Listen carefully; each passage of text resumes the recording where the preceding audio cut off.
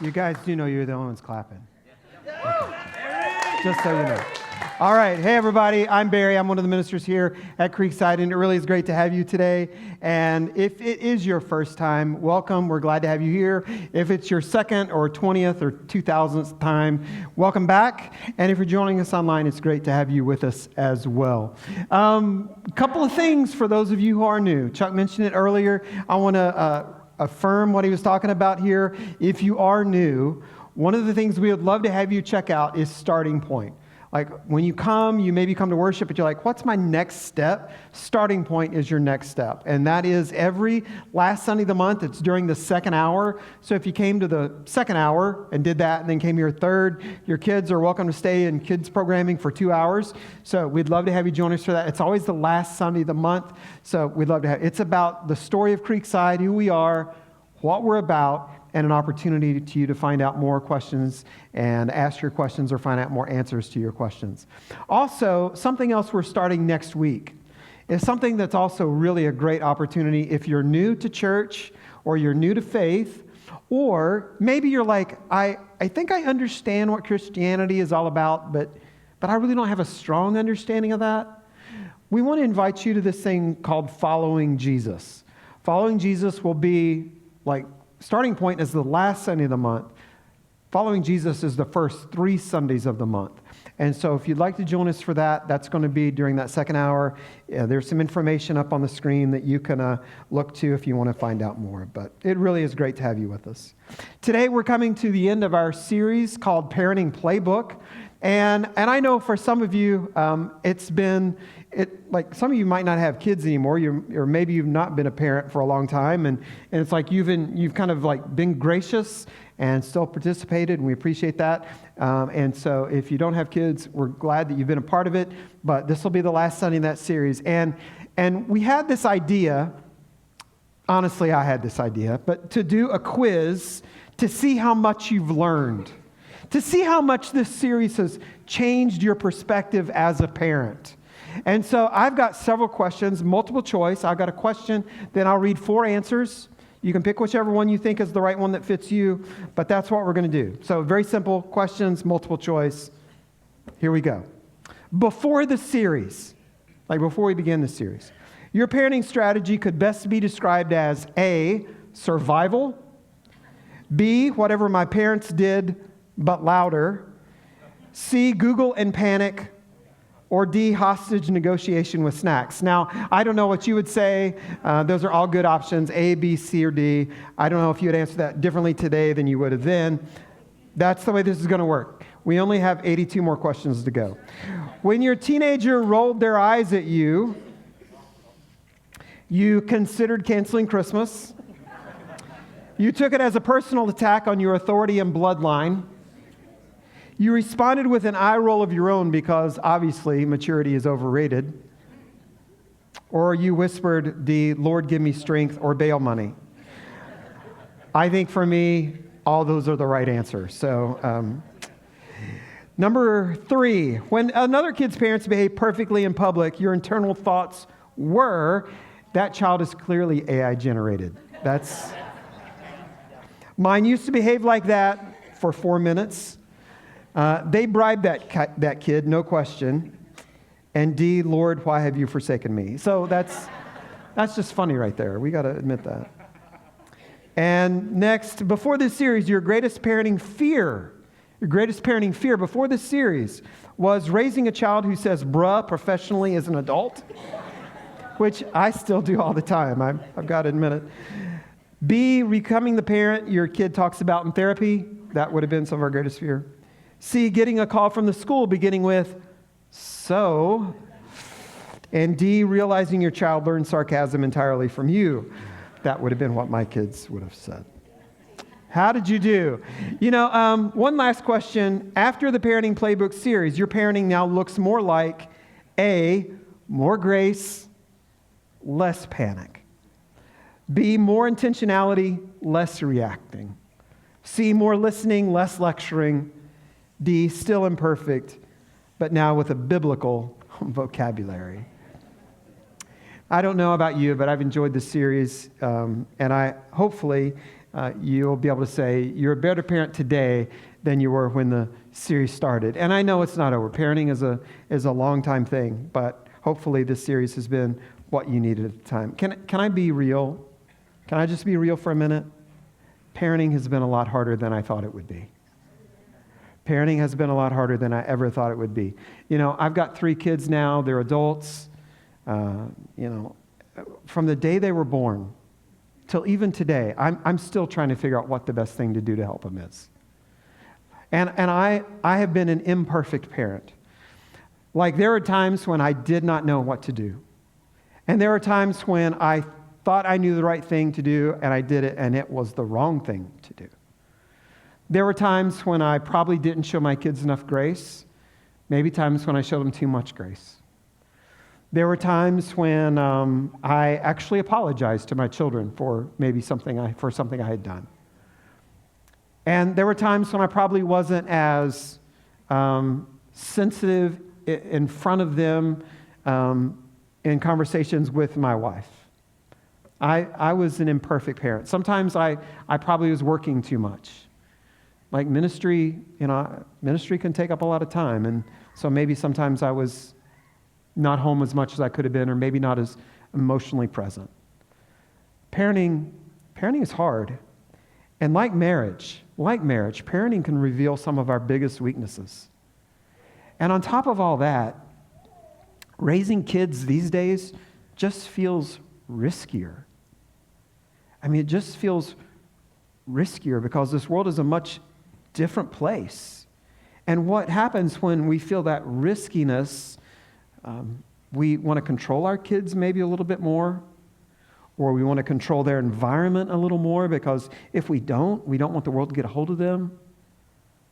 But someone pointed out, though, that if, as a parent, control is your strategy, it only works until you leave the room. So this, parenting is hard. And maybe that's why someone said behind every great child is a parent pretty sure they're messing it up. And we don't want to mess it up. We don't want to mess up our kids. We have big dreams for our kids when they're born. You look at your kids and you think, I want them to be, to some degree, successful.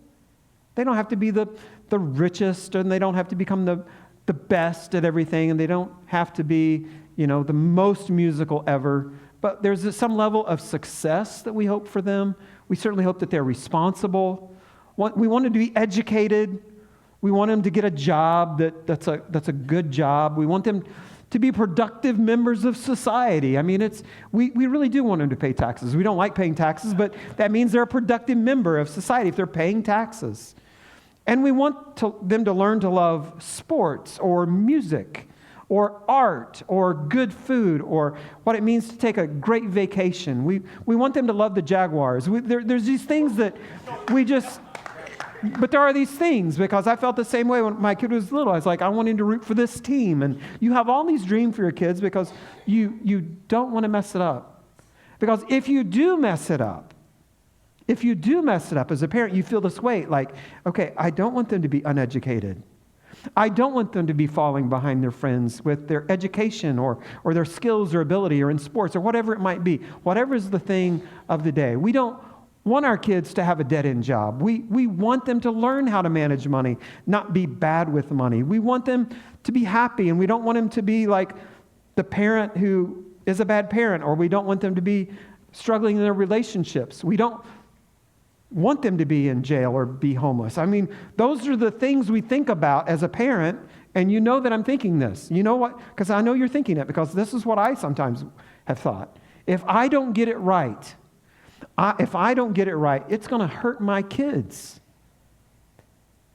Every January, Lori and I lead a group called Parents of Prodigals.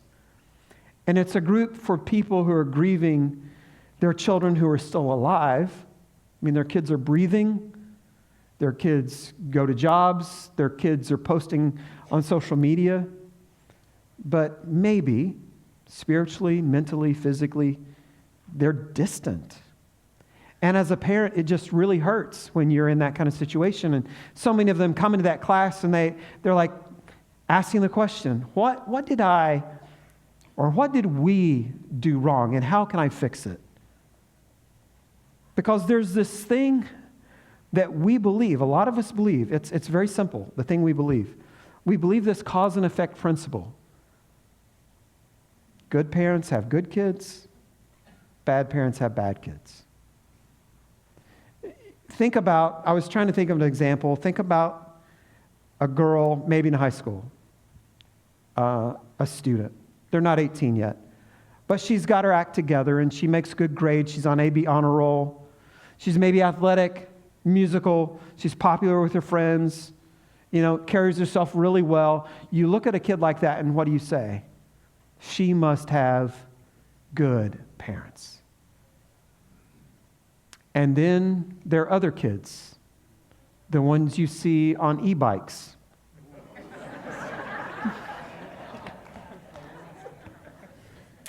When I was a kid and we had bikes, you actually had to earn your speed. Now they press a button and they're a low-budget action film. I mean, it's crazy. But when you've been walking along the sidewalk and a kid has gone past you at 30 miles an hour, right? Maximum speed, and they missed you by that much, and you're frustrated. What do you say? What is wrong with their parents, right? See, that's the thing we believe. Good parents have good kids. And e-bike kids, they have e-bike parents. Let's just say it like that. Right? But no, there's that principle that we all see. But the reality is something much different. As parents, we can guide, we can teach, we can model. But in the end, our children are shaped not by the control that we exert, but by the choices they make. And there isn't something over the long term, and that isn't something over the long term we can control. Training does matter. Consequences matter. Your example matters. Discipline matters. But God has given every child a will of their own. That's what He gave you. In fact, God, the perfect Father, has children who rebel. That doesn't mean God has failed. It means love allows the possibility of rejection. So, when you think about what is failure as a parent, failure in parenting isn't about imperfect kids. It's about abandoned responsibility. Failure in parenting is saying, I give up. I'm going to abandon my responsibilities as a parent. So that parent just quits trying. Don't do that.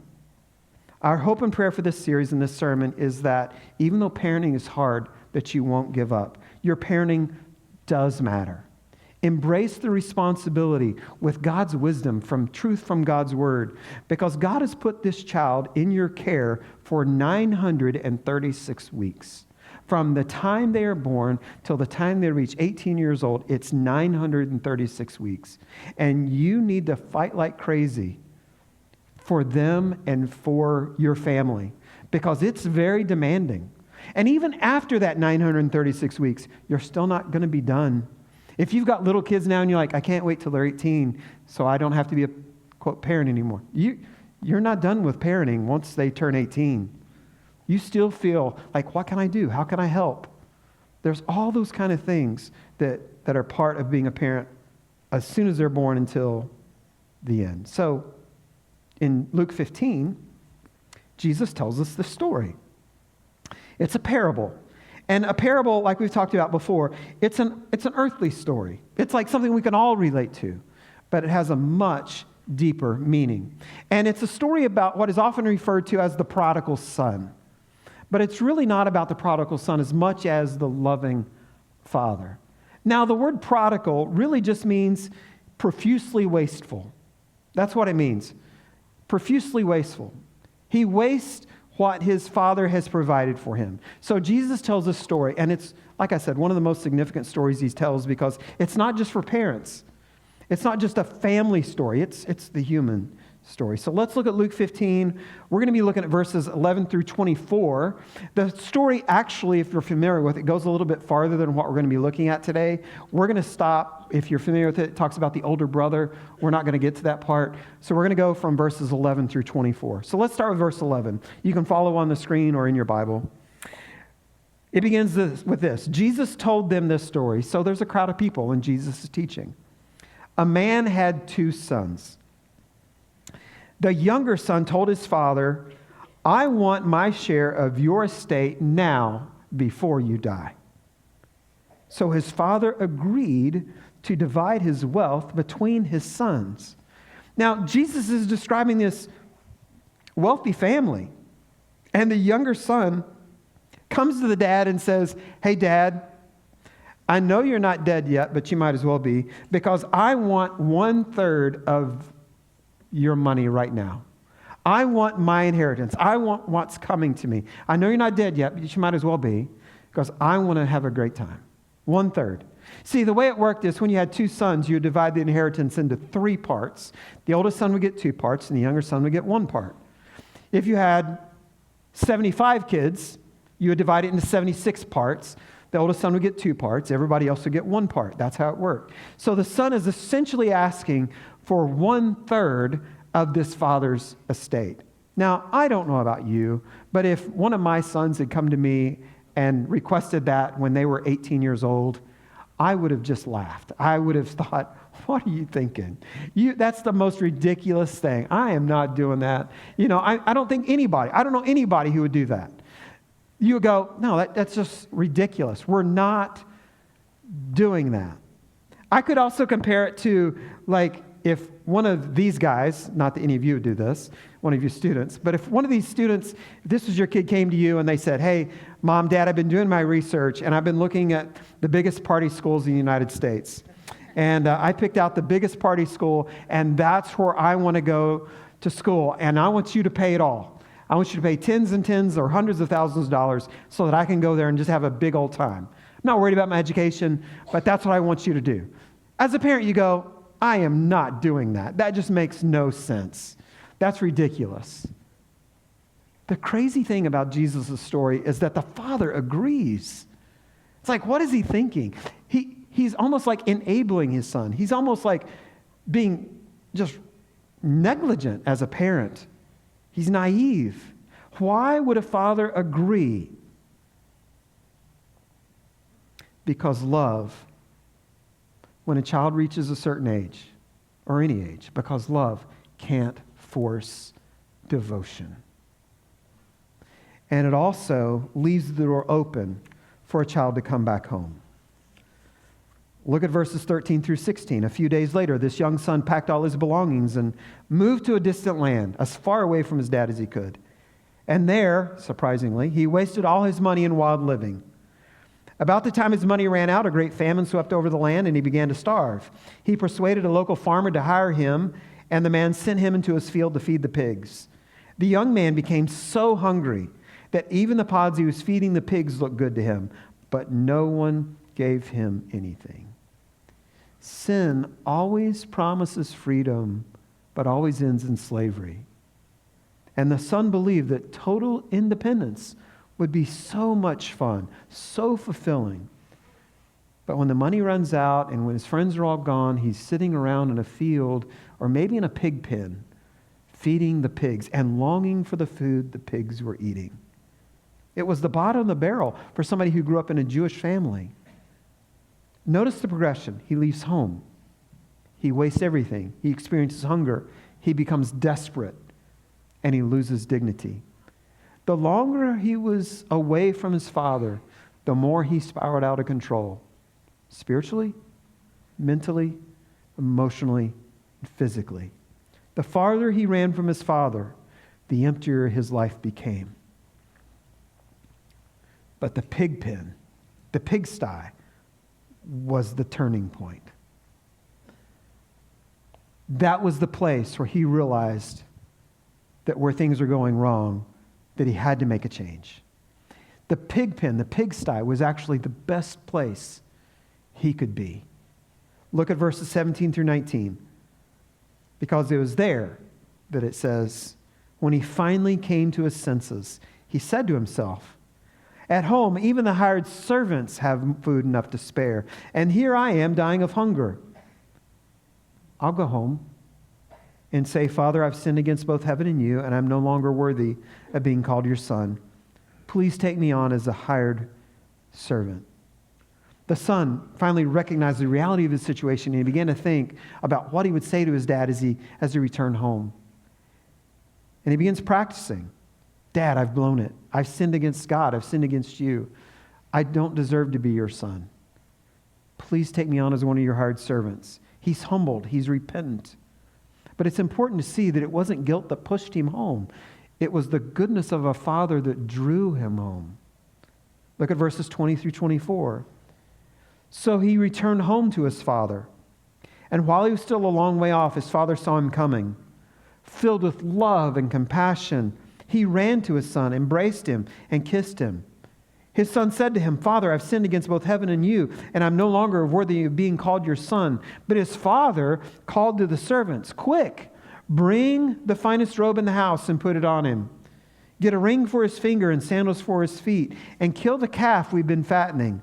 We must celebrate with a feast, for this son of mine was dead and has now returned to life. He was lost, but now is found. So the party began. The father saw him coming. He saw him coming from a distance. He was watching for him. And then he did something that was totally undignified for that culture. He ran to his son. That was undignified because what a man would have to do, he'd have to get up and he'd have to grab the hem of his robe and lift up his robe, and he would have to, which sounds crazy for those of us who live in Florida. The father had to bare his legs. Men didn't bare their legs back in those days. It was undignified. And the father bared his legs. Then he did something nobody who was dignified ever did. He ran. I'm 60 years old. I don't run. I don't even jog. You know, there comes a point where it's like, but he was dignified, but he wasn't that dignified. He loved his son more than he loved his own dignity. And he runs to him and he embraces him and kisses him. And it's almost like he doesn't even allow his son to finish his prepared statement. He said to the servants, he needs some new clothes. Get him some clean clothes. Get him a ring from my jewelry box. Put some good sandals on him. And that calf we've been saving, that calf we've been fattening up for a party, let's enjoy a time together. Why is this father welcoming his son home? He's blown a third of his estate. My son was dead and now has returned to life. If you, as a parent, have been struggling as a parent watching a kid maybe wander off, there are 4 very remarkable things that this father does well as a parent. First, he loved deeply without controlling. He didn't force the son to stay home even when he knew his son's choices would lead to pain. You know, when our kids are younger, they do need more control. They do need boundaries that are a lot more constricted. Like the play area is small. Like you make sure, because they don't know right from wrong yet, and they don't know not to talk to strangers, and they don't know to do this or that. And so you do exert a little bit more control over them when they're young. You don't just drop a 7-year-old off at the mall with $1,000 and say, have fun. You don't do that. Why? Because you know better. You know that kids need boundaries and they need like some control. But as they get older, you got to loosen things up a little bit, right? You know, you maybe do send them to the mall, not with $1,000, so don't get your hopes up. But you might take them to the mall with friends, but you do relax a little bit and you allow them some more freedom. But there comes a point where it's like, okay, I have to realize something important. I can't control my kids anymore. Like you have to almost not give up being in charge, but you got to give up this idea of being in control. How old does a child become before you can't control them? I'm telling you, there's maybe some 12, 13-year-olds who are like, you're going to go to bed and you don't know what they're going to do at night. You can't stay awake with them all night. You can't be with them all the time. So it's like there is this measure of control that you go, I just can't control them. No, you can't. But you got to allow freedom. And there are some boundaries that it's good for you to create for them. So the father loved deeply. And he knew it wasn't going to go well with his son. But he didn't force him to stay home. However, He allowed freedom with consequences. He allowed freedom with consequences. Parents, love does not mean that you allow freedom and remove all consequences. The son had to experience where his choices led. And the parents, one of the most important things we can do, research has shown this over and over again, one of the most important things we can do is allow our children to face the consequence of their choices. When I was little, evidently, I wanted to touch the stove. And my mom kept maybe smacking my hand or telling me, don't touch the stove, and holding my hand down. And you know what my dad finally said? Let him touch the stove. And I did. And then I think I did it again because I'm a slow learner. I don't touch it anymore, though. I know better now. I had to learn that when I make a choice, when there's a boundary and somebody says, don't do that, I had to learn the pain. It's a great teacher. And you know what, parents? Sometimes your kids, you're going to have to let them experience the consequences as they get older. If they're in their car and they're driving irresponsibly, you're going to have to take their keys away. And they're going to fight you. And they're going to get angry about it. Or you're going to have to take away their Xbox or PlayStation. Or you're going to have to take their phone and set it in the kitchen and set it there at 8:30 because they're staying up till 1 o'clock. And you're maybe going to have to ground them because they're consequences of actions. But let me just say this as a parent. Never ground your kids from coming to church.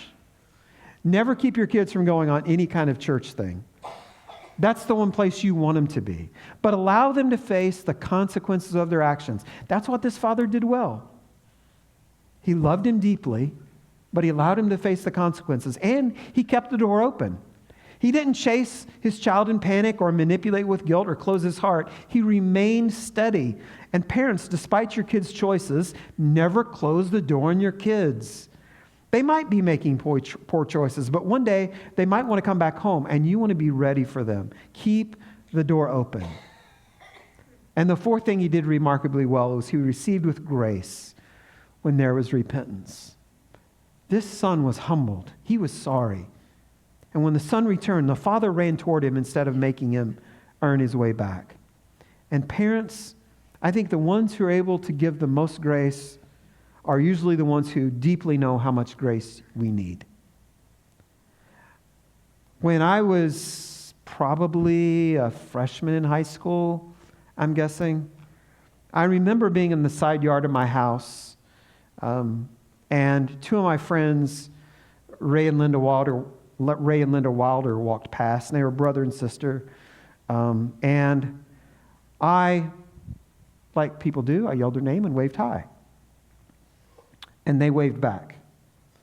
What I didn't tell you is I waved with one finger. I know I'm the only one who's ever done that. But they did wave back exactly the same way, so it was very cordial. And about 20 minutes later, I went back in the house, and my dad caught me, and he said, "Barry, I saw what you did. I saw that you gave someone the finger." And he said, "I was about this close to coming out to the side yard and jerking a knot in your tail." Have you guys ever heard that before? Who says that? Jerk a knot in your tail. I mean, how old am I? I'm 13, 14 years old, and I'm being threatened with being spanked. And it's like, I knew he could do it. You know, dads have that dad strength when you're young, but I knew he could do it. But I was embarrassed. Clearly, I shouldn't have done that. Fast forward till the time when I'm 22 years old. I graduated from college. Lori and I had gotten married about a month before this, and I'd been offered a position at a small church in Macon, Georgia as a youth minister. And Lori and I were moving from Cincinnati to Macon, Georgia, and we loaded all of our stuff, into a 26-foot U-Haul and took up about a third of it. And my parents helped drive us. My dad drove the truck. My car, we followed him behind. Sometimes I was riding with Lori, but at this time in the trip, I was riding with my dad. And we had one of those conversations where it's not like a man-to-man conversation, but it was a time like where, okay, things have changed. You know, you can talk about being a kid without some of those things that used to pop up. I mean, it was just the relationship was changing. And on our way to Macon, I said to my dad, I said, hey, Dad, do you remember that time when I was like 14 years old and you saw me in the side yard giving the finger to Ray and Linda Wilder? And he said, no, I don't remember that. And I was like, almost like he didn't hear me. I repeated it all again. I went through the whole story. I said, don't you remember that? I mean, I was, young and all that. And you don't remember that? He goes, I don't remember that. Parents, you're not going to be a perfect parent. And your kids aren't going to be perfect kids. But you can point them to the grace of a loving Savior. You can point them to Jesus Christ, because there is a God who loves us and is patient with us. And much like God the Father, my earthly father, was very patient with me. In Hebrews 4:12, God says, for I will forgive their wickedness. And catch this, and will remember their sins no more. God, the omniscient God of the universe, actually chooses to forget something. He chooses to forget your sin. He chooses to forget our sin. It was costly, but he chooses to forgive and forget our sin. He loves us so deeply. And some of us have been running from him, maybe for a long time. And we're like, does he not know what I've done? Folks, how many times have I heard, I can't come to church, this place, the roof will fall in on me. And you and I know that that's not true. But there are some people who are like, how could God take me back after what I've done? 2 Peter 3:9 says this, he is patient with you. God is patient with you, not wanting anyone to perish, but everyone to come to repentance.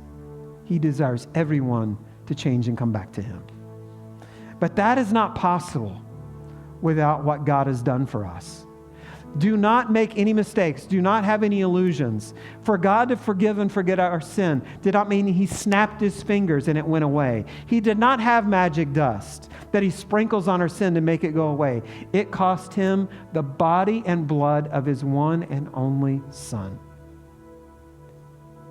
But because of that, the invitation is there. The invitation is there to come back to your loving Heavenly Father. Every Sunday, we create space in the service to recenter ourselves.